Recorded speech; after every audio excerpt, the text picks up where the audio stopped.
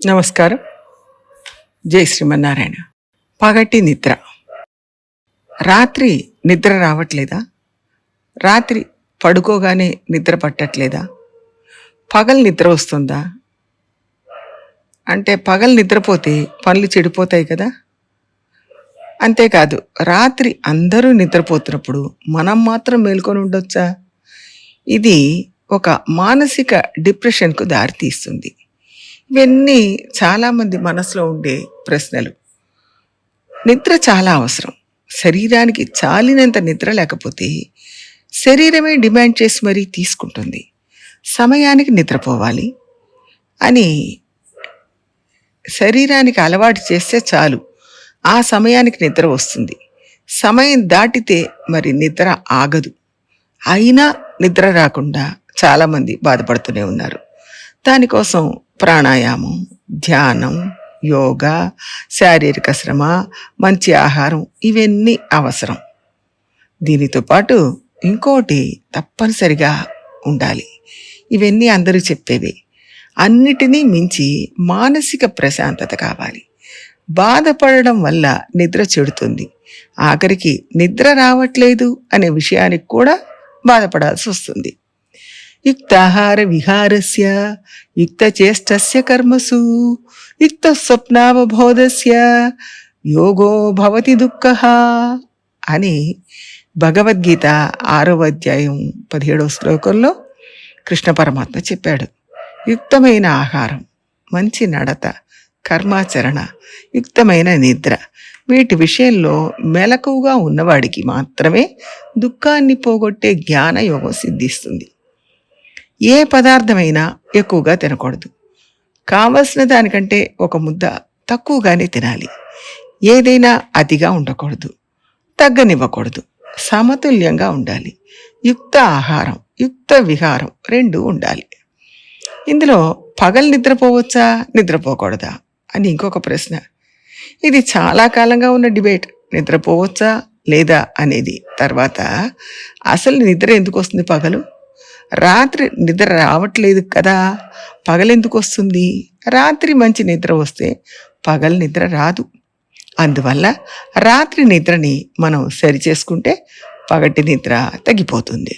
మనం ఏ ఆహారం తీసుకుంటున్నాం, దాంట్లో ఉండే సారం ఏమిటి అంటే, ఆహారాల్లో ఉండే సారం, దాని ధాతువు, అది సక్రమంగా ఉన్నప్పుడు తిన్న ఆహారాన్ని అరిగించి దాని నుంచి సేకరించిన సారాన్ని శరీరంలో ఎక్కడికి ఎంత ఎలా చేర్చాలో అలా చేర్చి శరీరాన్ని శుభ్రంగా ఉంచుతుంది. అప్పుడు పగలు నిద్ర రాదు. అలాగే కొంతమంది అంటూ ఉంటారు, మాకు ఉపన్యాసం వింటుంటే బాగా నిద్ర వస్తుందండి అని.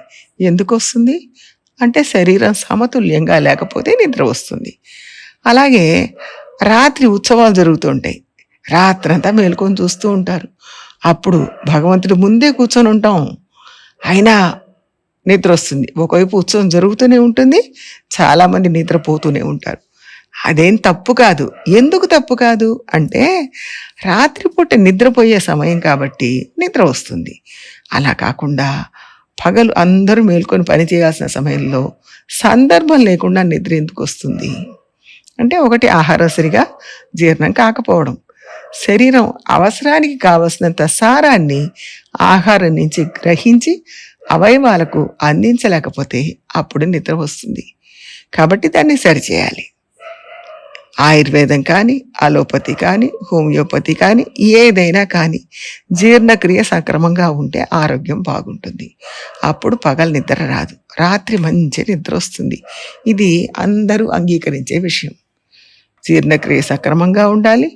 ప్రాణాయామం చేయడం ద్వారా శరీరానికి కావలసినంత ఆక్సిజన్ అందాలి.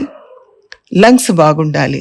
అప్పుడు శరీరం పద్ధతిగా, సక్రమంగా, సమతుల్యంగా ఉంటుంది. అంటే రాత్రి నిద్రపోతుంది, పగలు మేలుకుంటుంది.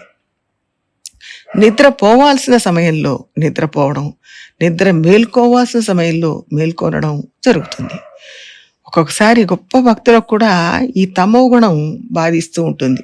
అంటే వేళ కాని వేళలో నిద్రపోవడాన్ని తమో గుణం అంటారు. ఎక్కడో ఏదో ముఖ్యమైనది వింటూ కూర్చున్నప్పుడు ఒక్క నిద్ర వస్తుంది. రాత్రి నిద్ర వస్తుంది కాబట్టి అప్పుడు నిద్రపోతాం. కానీ పగలు కూడా నిద్ర వస్తుంది అంటే అది మన అనుష్ఠానంలో లోపం వలన రజోగుణం, తమోగుణం పెరిగింది అని అర్థం. అలా పెరగకుండా మనం జాగ్రత్త పడాలి. అప్పుడు మన సత్వగుణంతో స్వచ్ఛంగా ఉంటాం. కాబట్టి పగలు నిద్ర వస్తుంది అని బాధపడద్దు.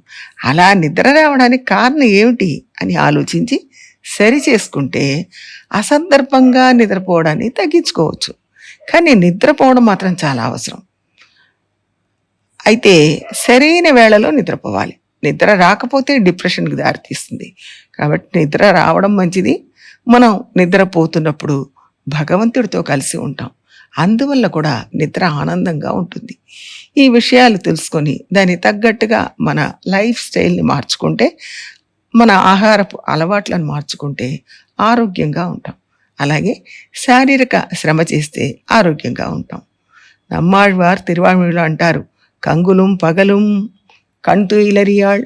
అంటే ఆ దశకంలో ఆ నాయిక రాత్రి కానీ పగలు కానీ నిద్రపోవట్లేదు అని తల్లి చెప్తుంది. ఎందుకంటే భగవంతుడిని పొందాలి అని ఆర్తితో ఏడుస్తోంది. సరే, భగవంతుడు దొరికాడంటే అప్పుడేమవుతుంది అంటే అప్పుడు భగవంతుడిని పొందిన ఆనందంతో రాత్రి పగలు నిద్ర రాదు అంటారు. చక్కగా నిద్రపోయి పగలు వాళ్ళ వాళ్ళ పనులు చేసుకునే అదృష్టం ఉన్నవాళ్ళు కొందరుంటారు. మనం కూడా ప్రయత్నిద్దాం. జై శ్రీమన్నారాయణ.